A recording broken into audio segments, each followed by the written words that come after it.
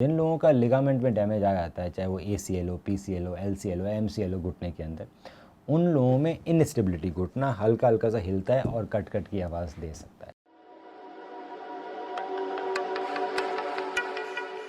घुटनों में cut cut की आवाज़ क्यों आती है और उसे कैसे ठीक किया जा सकता है? दोस्तों, अगर आप ये वीडियो पूरा देखेंगे तो आपके घुटनों में जो कट कट की आवाज़ है वो कैसे ठीक हो सकती है, वो आपको पूरी जानकारी मिलेगी इसकी और आप ठीक हो जाएंगे। आप हमारे चैनल को सब्सक्राइब कीजिए और बेल आइकन दबाइए ताकि जो हम नए नए वीडियोस बनाते रहते हैं हेल्थ के रिलेटेड, उसकी जानकारी आपको मिलती रहे और आप कोई भी हमारा वीडियो मिस ना करें। क्योंकि बहुत सारी क्वेरीज आती है, बहुत सारे क्वेश्चंस लोगों के आते हैं जिनका वीडियोस मैं ऑलरेडी बना चुका हूँ।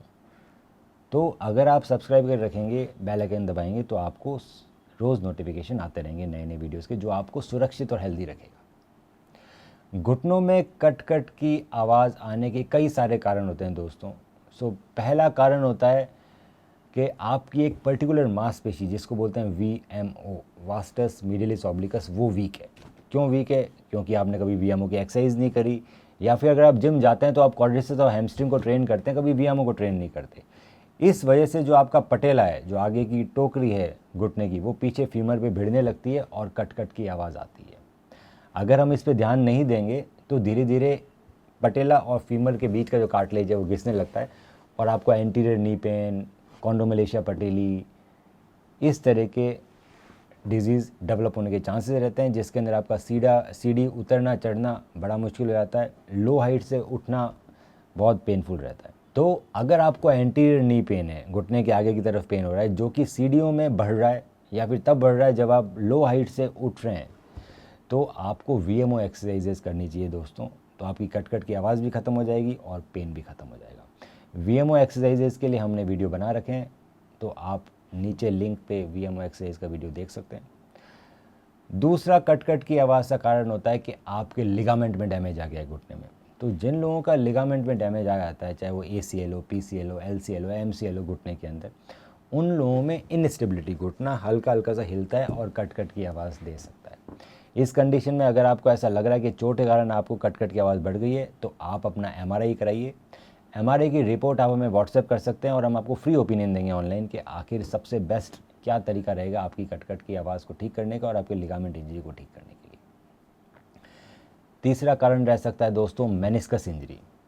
जो दो घुटने के अंदर जो ऊपर वाली और नीचे वाली हड्डी होती है, फीमर और टीबिया, उसके बीच में मेनिस्कस होता है, जो कि शॉक एब्जॉर्बर की तरह काम करता है। अगर किसी चोट की वजह से आपका ये मेनिस्कस फट गया है तो भी कट कट की और पॉपिंग साउंड्स आ सकती है। इसे आप आसानी से MRI में पता लगा सकते हैं और आप अपनी MRI हमें भेजिए, हम बताएंगे कि इसे कैसे ठीक कर सकते हैं, क्या तरीका है जिससे ये बिल्कुल ठीक हो जाएगा सबसे जल्दी और सबसे बेस्ट। चौथा कारण रहता है दोस्तों कार्टिलेज घिसना। जैसे जैसे हम ओल्ड एज में जाते रहते हैं तो हमारे घुटने की जो गद्दी है, जिसको कार्टिलेज बोलते हैं, वो घिसता रहता है। कार्टिलेज हमारे ऊपर वाली हड्डी फीमर के भी ऊपर होता है और नीचे वाली हड्डी टीबिया के भी ऊपर होता है और पटेला उसके ऊपर भी होता है। तो ये एक तरह की बोन की कवरिंग है जो कि हमारे जॉइंट्स को स्मूथ बनाती है, जैसे कि हमारे गाड़ी में रबर के टायर होते हैं, उसी तरह से कार्टिलेज हमारे घुटने का टायर है। जैसे जैसे हमारी एज बढ़ती रहती है, हमारा कार्टिलेज धीरे धीरे घिसता रहता है। जब वो ज़्यादा घिस जाता है दोस्तों, तो बहुत सारी लूज बॉडीज़ बन जाती है जॉइंट के अंदर, जो कट कट की आवाज़ दे सकती है। साथ में जब पूरा कार्टिलेज घिस जाता है तो हड्डी पे हड्डी टकराने लगती है, जिसके वजह से भी हमारे जो बुज़ुर्ग लोग हैं उनमें कट कट की आवाज़ आती है। कितना कार्टिलेज घिसा है इसके को पता करने के लिए सिंपल आपको दोनों पैरों का स्टैंडिंग एक्सरे लेना है, AP व्यू में और एक लेटरल व्यू में।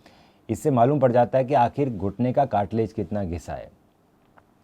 जब हम किसी यंग पर्सन का एक्सरे लेते हैं जिसका कार्टिलेज अच्छा होता है, तो दोस्तों ऊपर वाली हड्डी दिखती है फीमर, नीचे वाली दिखती है टीबिया, पर उन दोनों के बीच में हमें मोटा गैप दिखाई देता है क्योंकि वहाँ पर कार्टिलेज और मेनिस्कस होते हैं। अगर आप कार्टिलेज और मेनिस्कस थिक हैं तो वो दोनों हड्डियों के बीच में थिक गैप दिखाई देगा। जैसे जैसे हमारी एज बढ़ती जाती है, हमारा कार्टिलेज घिसता रहता है, मेनिस्कस फटते रहते हैं, तो हमारे हड्डियों के बीच का जो गैप है वो धीरे धीरे कम होने लगता है। तो वो जितना कम होगा उतना ज़्यादा सीवियर ऑस्टियोआर्थराइटिस आपको डेवलप हो गया है।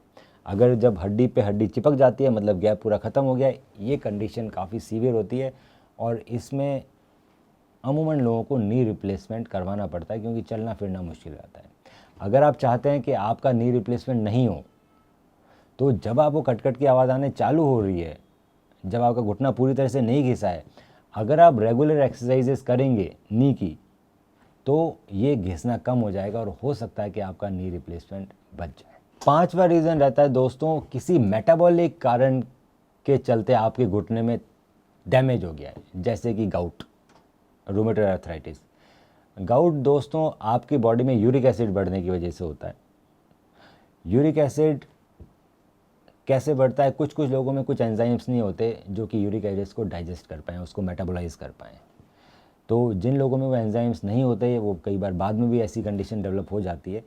तो उसमें कुछ पर्टिकुलर खाना खाने से जिसके अंदर हाई प्रोटीन होता है, जैसे कि मिल्क, एग्स, मीट, या फिर राजमा, चना, या फिर अल्कोहल, ये लेने से आपके बॉडी में यूरिक एसिड एकदम से शूटअप होता है और वो यूरिक एसिड आपके घुटनों में जाके जम जाता है, जिसके कारण आपके घुटने के कार्टिलेज घिस जाते हैं और आपको कट कट की आवाज़ आ सकती है, आपके घुटने में सूजन आ सकती है, आपका घुटना दर्द कर सकता है। इसको पता करने के लिए आपको ब्लड इन्वेस्टिगेशन कराने पड़ते हैं यूरिक एसिड के, और अगर यूरिक एसिड बढ़ा हुआ आता है 6 से ऊपर, तो डॉक्टर आपको गाउट डाइट फॉलो करने की सलाह देता है। साथ में बहुत सारी टैबलेट्स आती है जो हम लोग देते हैं ताकि आपका यूरिक एसिड कंट्रोल में रहे।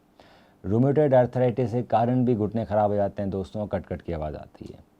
रूमेटॉइड आर्थराइटिस में जनरली लोगों के जो छोटे हाथ होते हैं उसके अंदर भी सिम्टम्स होते हैं, जो छोटी उंगलियों में दर्द होना, सूजन आना, सुबह सुबह अकड़न होना, ये अगर आपके घुटने की सूजन और कट कट की आवाज़ के साथ है तो हो सकता है आपको रूमेटॉइड आर्थराइटिस हो। इसको पता लगाने के लिए कोई ब्लड इन्वेस्टिगेशन करने पड़ते हैं, जैसे कि R A factor, NT-CCP, ESR, CRP, CBC, इसके मदद से पता लग जाता है कि आपको रूमेटॉइड आर्थराइटिस है या नहीं है। तो दोस्तों अगर आपको इनमें से किसी भी तरह के सिम्टम्स आ रहे हैं और आपको लगता है कि आप अपनी बीमारी पकड़ नहीं पा रहे हैं, तो आप हमें अपनी MRI और एक्सरे भेजिए, अपने सिम्टम्स लिख के भेजिए और हम आपको फ्री ऑनलाइन ओपिनियन देंगे।